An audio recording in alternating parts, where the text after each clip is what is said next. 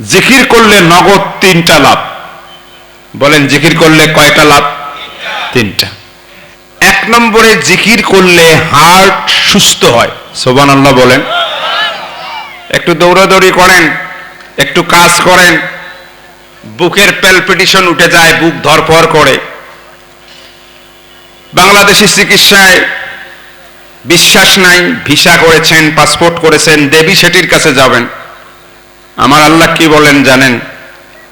আলা বিযিকরিল্লাহি তাতমাইন্নুল কুলুব। এই দুনিয়ার গোলামেরা, আমার বান্দারা, তুমি আমি আল্লাহ পাকের জিকির করো, তোমার হাড়ের সমস্ত বিমার অসুখকে আমি আল্লাহ সুস্থতা দান করে দিব। আর একটু জোরে আল্লাহু আকবার বলতে ইচ্ছে করল না? তাহলে হার্টকে সুস্থ রাখে 1 নম্বরে জিকির। জিকির করলে হার্ট সুস্থ হয়। 2 নম্বরে জিকির করলে গুনাহ মাফ হয়ে যায়। সর্বশেষ কথা শোনেন, যারা বেশি বেশি জিকির করবে, এই লোকটা যখন মারা যাবে, মৃত্যুর কষ্ট যতই যন্ত্রণাদায়ক হোক, মরণের সময় তার মুখ দিয়ে কালেমা নসিব হবে, আর আখেরাতে হাসতে হাসতে আল্লাহর জান্নাত চলে যাবে। তাহলে এই জিকিরের পাওয়ার কম না বেশি? তাহলে একটু জবান খুলে দিয়ে জিকির করবেন। ভলান্টিয়ার যারা আছেন, বিশেষ করে এই মাদ্রাসার অনেক ছাত্রকে দেখছি আমি এমনিতেই ঘুরে বেড়াচ্ছি। মাদ্রাসার ছাত্রদেরকে ঘুরে বেড়ার কোনো সুযোগ নাই। প্রত্যেকটি তালবে ইলম মাহফিলের ভিতরে বসে যাবেন, আদব রক্ষা করবেন। আমরাও ছাত্র ছিলাম, আমাদের বাৎসরিক মাহফিল যখন হতো তখন আমরা কত আগ্রহের সাথে বসে থাকতাম। এই জন্য মাদ্রাসার যত ছাত্র এবং শিক্ষক আছেন, এখন আর কোনো কাজ নেই। দোকানপাটে যারা আছেন, মেহেরবানি করে একটু বসেন। আমি বেশিক্ষণ কথা বলবো না। আমি আলোচনা শুরু করেছি 10:55। আজকে হলো 5 তারিখ। 5 তারিখের ডিউরেশন আছে রাত 12টা পর্যন্ত। সুতরাং আপনারা সময় পাবেন 1 ঘন্টা 5 মিনিট। যার কারণে আমি অনুরোধ করব, লম্বা কথা বলবো না। যারা বিভিন্ন জায়গায় আছেন, বিভিন্ন কায়দায় আছেন, চিন্তা করতেছেন হুজুর কি বলে, একটু ধাঁচ দেখে তারপরে বসবো, আমি তাদেরকে অনুরোধ করছি একটু কোরআনের মাহফিলে আসুন, বসুন। আর আপনারা যারা বসেছেন, আসুন কালবকে সাফ করবার জন্য, গুনাহকে মাফ করবার জন্য, হাসতে হাসতে বেহেশতে যাবার সহজ আমলকে রপ্ত করবার জন্য, তার গয়বান প্র্যাকটিস হিসাবে জবান খুলে দিয়ে একটু জিকির করে নেই। সবাই পড়েন লা ইলাহা, আরো জোরে লা ইলাহা ইল্লাল্লাহ সুবহানাল্লাহ আলহামদুলিল্লাহ লা ইলাহা, জোরে লা ইলাহা সুবহানাল্লাহ আলহামদুলিল্লাহ লা ইলাহা, লা ইলাহা, লা ইলাহা ইল্লাল্লাহ, লা ইলাহা ইল্লাল্লাহ সুবহানাল্লাহ আলহামদুলিল্লাহ লা ইলাহা, লা ইলাহা ইল্লাল্লাহ মুহাম্মাদুর রাসূলুল্লাহ। চিৎকার মেরে মহব্বতে সবাই পড়ুন সাল্লাল্লাহু আলাইহি ওয়াসাল্লাম। সম্মানিত হাজিরিন, আমি আপনাদের সামনে নিখুঁত নির্ভুল পরিমল জীবন বিধান, বিশ্বের সেরা বিস্ময়, মহাজাগতিক মহাবিশ্বরণ, মানব জাতির একমাত্র এবং চূড়ান্ত কনস্টিটিউশন সংবিধান আল কোরআনুল কারীমের 114টি সূরার মধ্য থেকে সর্ববৃহৎ সূরা সূরাতুল বাকারা এর 186 নম্বর আয়াত তেলাওয়াত করেছি তাফসীর করবার জন্য। গবেষক উলামায়ে কেরামরা লেখেন, কোরআনুল কারীমের তাফসীর জাতির সামনে দুই ভাবে উপস্থাপন করা যায়। আমার কথা বুঝে থাকলে বলুন, কোরআনুল কারীমের তাফসীর জাতির সামনে কয়ভাবে উপস্থাপন করা যায়? দুইভাবে। এক নম্বরে হলো তাফসীরুল কোরআনে বিল আয়াতি আও বিস সূরাতি। কোরআনুল কারীমের তাফসীর হবে আয়াত ভিত্তিক অথবা সূরা ভিত্তিক। দুই নম্বরে তাফসীর করার নিয়ম তাফসীরুল কোরআনে বিল মাউইজাতিল খাসসা। কোরআনুল কারীমের তাফসীর হবে বিষয় ভিত্তিক, শিরোনাম ভিত্তিক। আমি আজকে আপনাদের সামনে কোরআনুল কারীমের যে আয়াতটি তেলাওয়াত করেছি, এটি একটি বিষয় ভিত্তিক আলোচনা, শিরোনাম ভিত্তিক আলোচনা। আপনি এই আলোচনার থেকে, আয়াত থেকে কি শিখবেন সেটা আগে আমি আপনাদের সামনে শিরোনাম আকারে তুলে ধরব, এরপরে আয়াতটিকে সেট করব, আর এই আয়াতটিকে ব্যাখ্যা করবার জন্য রাসূলুল্লাহর হাদিস দিয়ে আলোচনাটা শেষ করে দেব। আরেকবার দোয়া করে দেন, আল্লাহ যেন তৌফিক দান করে, বলেন আল্লাহুম্মা আমিন। আজকের আলোচ্য বিষয় কি? আমরা বাংলাদেশি মুসলমান শুধু না, গোটা পৃথিবীতে যত মানুষ আছে, সে মুসলিম হোক নন মুসলিম হোক, নারী হোক আর পুরুষ হোক, প্রত্যেকটি মানুষের সত্তাগতভাবে, সৃষ্টিগতভাবে কিছু না কিছু বিষয়ের প্রতি দুর্বল। যেমন এই যে কয়েকদিন পরে আমাদের দেশে ভোট আসবে, বলেন আসবে কিনা? আসবে। বলেন তো, এই ভোট যখন আসবে তখন কিছু স্লোগানও আছে না নাই? আমার কথা কি আপনারা বুঝতে চান? তার মধ্যে একটা জনপ্রিয় স্লোগান হলো এরকম, আগে দোয়া পরে ভোট, অমুক ভাইয়ের অনুরোধ। বলেন তো, আগে ভোট চাইছে না দোয়া চাইছে? কথা বোঝেন নাই, কি চাইছে? মানে ভোট দেন দেন, না দেন নাই, কি দোয়াটা দিয়ে। দোয়ার ব্যাপারে সবাই দুর্বল। দোয়ার ব্যাপারে আমরা কি রকম দুর্বল? আমাদের তাবলীগ জামাতি ভাইদের একটা বিশ্ব ইজতেমা হয় টঙ্গীর তুরাগ নদীতে, হয় না? হয়। টঙ্গীর তুরাগ নদীতে শুধু দোয়ায় শরীক হওয়ার জন্য লোক যায় কি যায় না? যায়। কোটি কোটি লোক নিয়ে দোয়া হয়, আল্লাহ গোটা পৃথিবীর মুসলমানদেরকে হেফাজত করেন, আলেম ওলামাদের ক্ষমতা বসায়া দেন, আল্লাহ জালেমদেরকে ধ্বংস করে দেন। তাবলীগ জামাতের কোটি কোটি নিরীহ মুসল্লিরা দোয়া করার পরে বলেন তো, মুসলমানদের বিপদ বাড়ে না কমে? তার মানে বোঝা গেল তাবলীগ জামাতের দোয়ায় কাম। এটা অন্য জায়গায় নিয়ে যান। আমি কি আলোচনা করতে চাই সেটা আগে বুঝাইতে চাই। আমাদের দেশটা হলো পীর আউলিয়াদের দেশ। বাংলাদেশে গদ্দিনিসিন পীর, ছোট পীর, মাজলা পীর, বড় পীর সহ 1,84,000 পীর আছে। কত? কথা কয় না কেন? তাবলীগ জামাতের দোয়ায় কাম না হলেও বাংলাদেশের মধ্যে পীরেরা আমরা যারা আছি, বলেন তো তাদের দরবারে দোয়া হয় না না হয়? হ্যাঁ, ওখানেও দোয়া হয়, আল্লাহ বাংলাদেশের আলেম ওলামাদের হেফাজত করেন, মুসলমানদের ক্ষমতায় ফিরিয়ে দেন, আল্লাহ ফিলিস্তিনে কাফেরদের ধ্বংস করে দেন, মুসলমানদের ক্ষমতা দেন। বলেন বাংলাদেশ সহ গোটা বাংলাদেশের 1,84,000 পীর মুরিদদেরকে নিয়ে দোয়া করার পরে মুসলমানদের বিপদ বাড়ছে না কমছে? তার মানে পীর সাহেবদের দোয়াও কাম হয় না। আমরা যারা বক্তা, মাহফিল শেষে একটা দোয়া আছে না নাই? আর একটু কথা বলেন বাবা। আছে। এই তোমরা যারা সামনে বসছে, একটা বসলে আর উঠতে পারবে না, বেয়াদবি করার জায়গা পাও না মিয়া।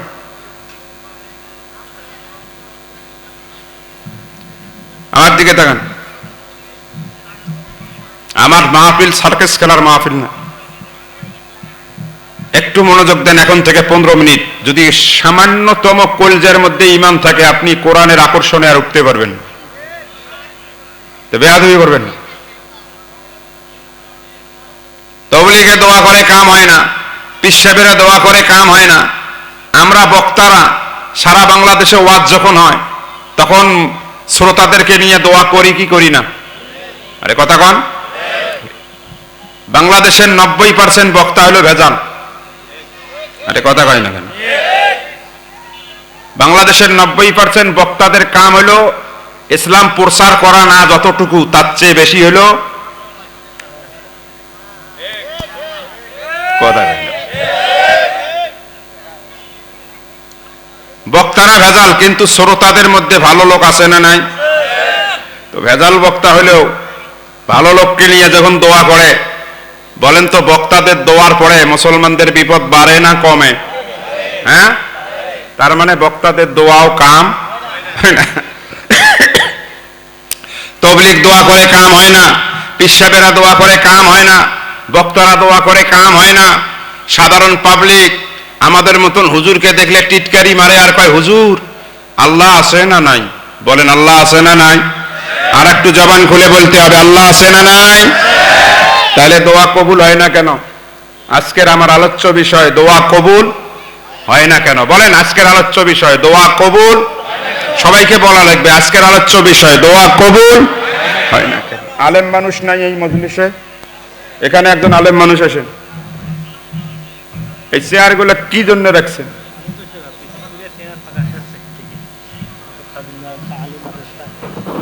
এগুলো মাহফিলের শান নয়।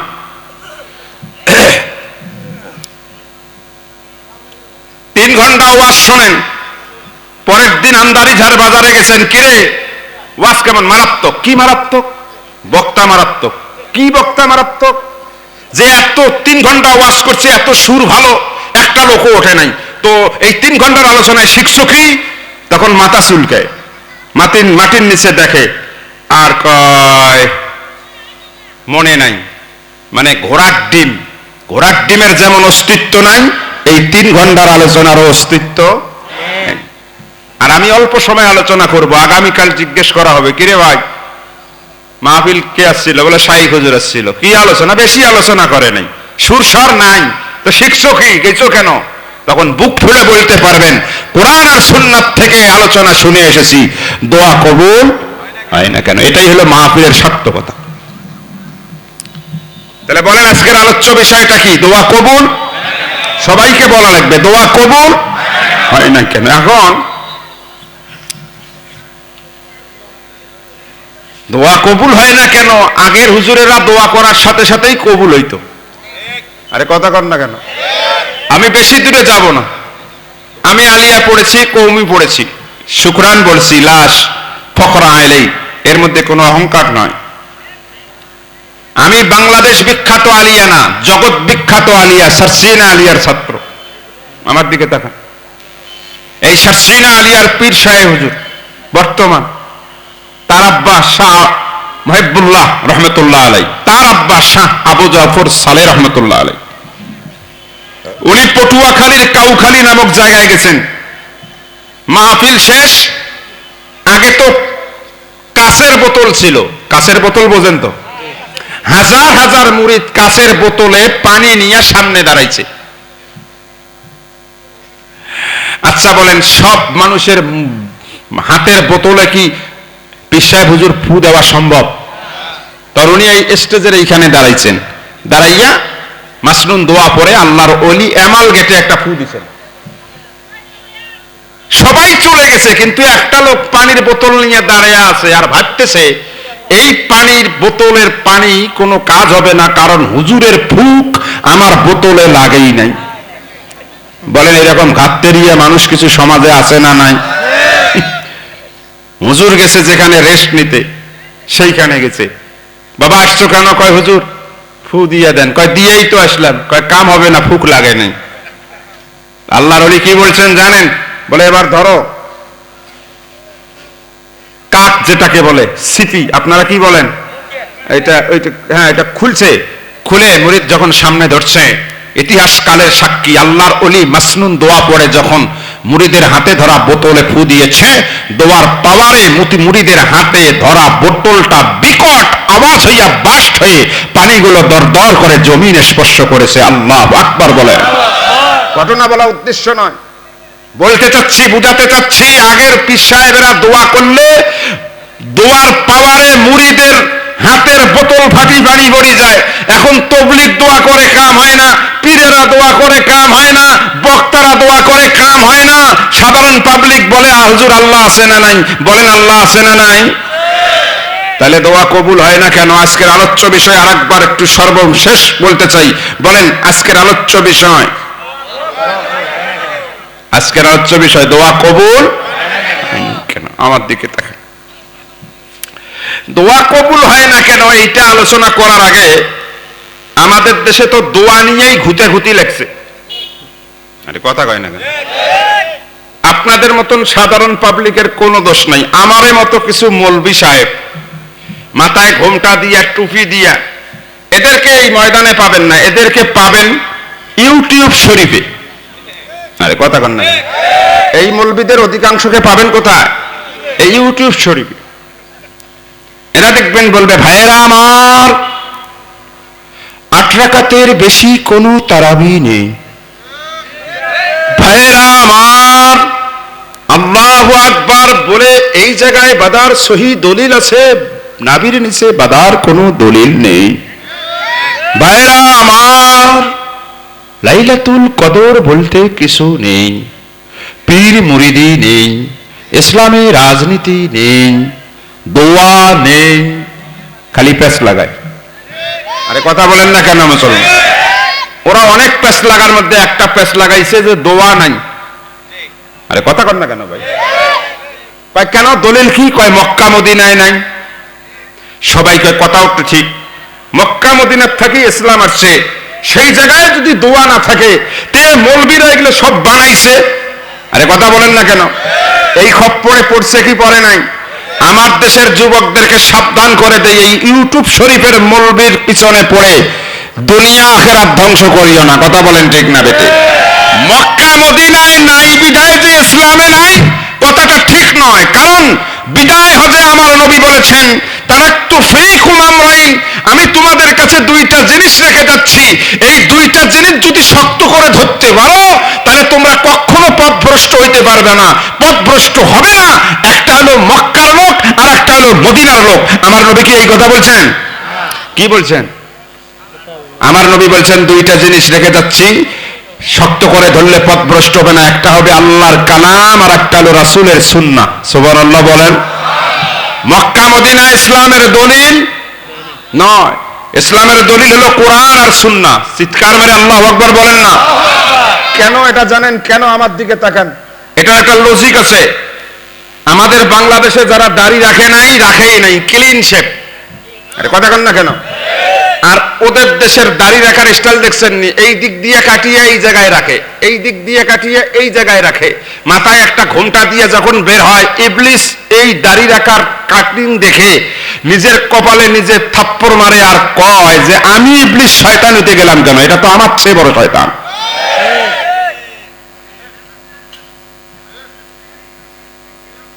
কথা হয় না? আমার দিকে তাকান। আচ্ছা বলেন তো, আপনার আমার কলিজার টুকরা নবী ইন্তেকালের পরে তার রওজায় জীবিত শুয়ে আছেন না মৃত? সবাই কিন্তু বলেন নাই। বলেন আমার নবী শুয়ে রওজায় জীবিত না মৃত? হ্যাঁ, সমস্ত আকীদা আমি এটা আকীদা সাফ করেন। নামাজ না পড়েছেন তো আল্লাহ ইচ্ছা করলে আযাব দিবেন, আপনাকে মাফ করে দিতে পারেন, কিন্তু আকীদায় যদি গলত থাকে পার পাওয়ার কোনো সুযোগ থাকবে। এই জন্য আকীদা সাফ করেন। আমার নবী তার কবরে জীবিত না মৃত? আমার নবী যেই দেশে জীবিত শুয়ে আছেন তার কবরে, সেই দেশের শাসক গোষ্ঠীরা মমতাজকে নিয়ে যাইয়া কনসার্ট করেছে।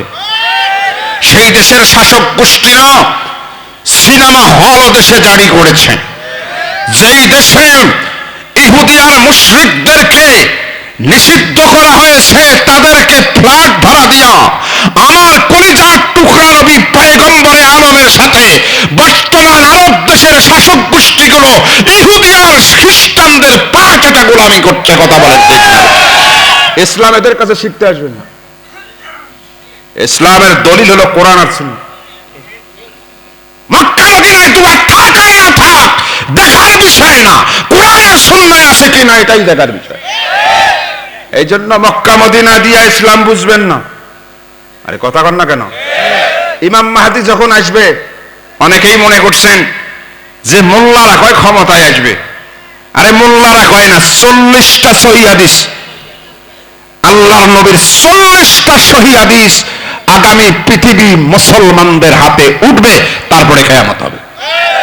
চিৎকার মেরে বলুন আল্লাহু আকবার। এটা আপনারা বুঝতেছেন না, অনেকেই মনে করছেন না আমরাই থাকবো, আমরাই ঘুরে ফিরে আসবো। না, চেঞ্জ হবে, চেঞ্জ হবে, চেঞ্জ হতে পারতো। তা আল্লাহর নবীর প্রতিশ্রুত ইমাম মাহদী যখন আসবেন, তখন আরব দেশের শাসক গোষ্ঠীকে তার সিংহাসন থেকে টেনে হেসড়ে নামাইয়া কাবার আঙ্গিনায় শুলে চড়াইয়া কল্লাটার থেকে দেহটা আলাদা করে দেবে। কেন? কারণ শাসক গোষ্ঠী, মক্কার শাসক গোষ্ঠী প্রকৃত ইসলামের বন্ধু নয়। বর্তমান মক্কায় যা দেখতেছেন এরা কোরআন হাদিসের রশ্মিতে গড়া নয়। যদি তাই হবে, কোরআন হাদিসে রাজতন্ত্র কুফরি মতবাদ, আর সৌদি আরবে রাজতন্ত্র চলতেছে খেলাফতবাদ দিয়া। কথা বলেন না কেন মুসলমান? এলে কে বুঝাবে আপনাদেরকে? আমার দিকে তাকান। এখন বলেন দোয়া আছে না নাই? মক্কা মদিনায় খুঁজবেন না কোরআনে খুঁজবেন? তাহলে প্রথমে কোরআনে খুঁজি, দোয়া আছে না নাই? খুঁজবো, খুঁজবো। মুসলমান ভাইরা রে, আমার দিলের কান লাগায় শোনেন।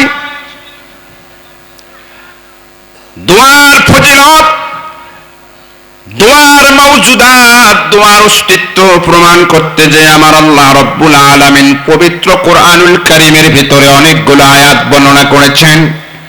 তন্মধ্যে আমার তেলাওয়াতকৃত আয়াত সূরাতুল বাকারার 186 নম্বর আয়াতে আল্লাহ বলেন, ওয়া ইযা সাআলাকা ইবাদি আন্নী ফাইন্নী করিব।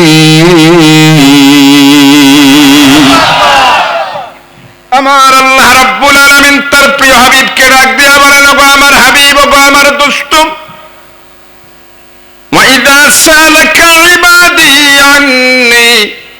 যখন কোন বান্দা আমি আল্লাহ সম্পর্কে আপনাকে জিজ্ঞেস করবে আমি আল্লাহ দূরে না কাছে, ফাইন্নি করিব, আপনি বলে দেন আমি আল্লাহ বান্দার খুব কাছে।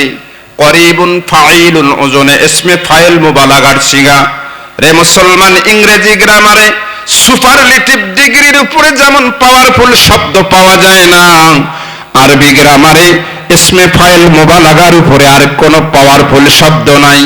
আল্লাহ সুপারলেটিভ ডিগ্রি ব্যবহার করে বুঝাইতে চান, বলুন গো নবী, আমি আল্লাহ বান্দার খুব কাছে। কত কাছে? অন্য আয়াতে আল্লাহ ওয়াজাহাত করেন, আমার বান্দার শাহরগটা বান্দার যত কাছে, আমি আল্লাহ রব্বুল আলামিন বান্দার তার চেয়েও বেশি কাছে।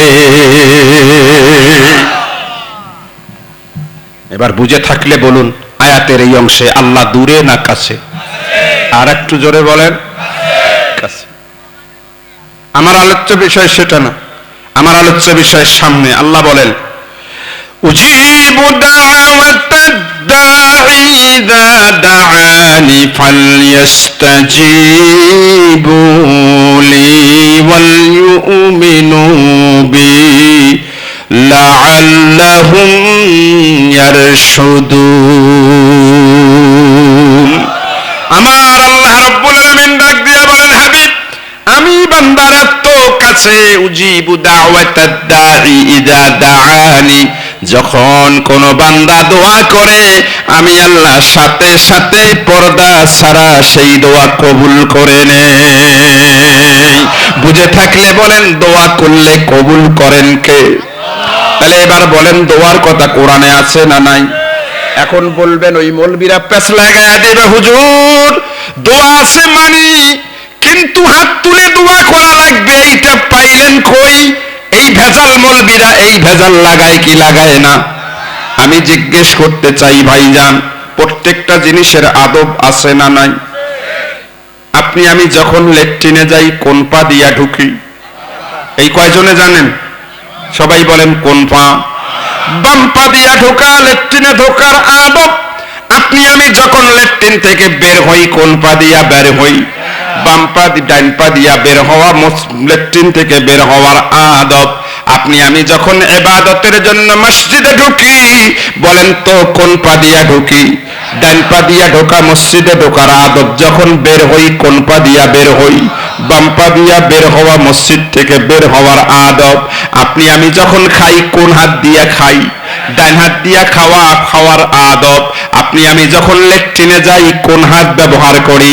বাম হাত ব্যবহার করা, এটা ল্যাট্রিনের আদব। রে মুসলমান, রায়গঞ্জের ভাইরা, আমি শাইখুল ইসলামের দেখা নাও হতে পারে, কথা বুঝে থাকলে জবান খুলে জবাবে দিবেন। খাওয়ার আদব আছে, শোয়ার আদব আছে, রাস্তায় চলার আদব আছে, ল্যাট্রিনে ঢোকা বের হওয়ার আদব আছে, মসজিদে ঢোকা বের হওয়ার আদব আছে। এবার বলেন তো আল্লাহর কাছে দোয়া করার আদব আছে না না?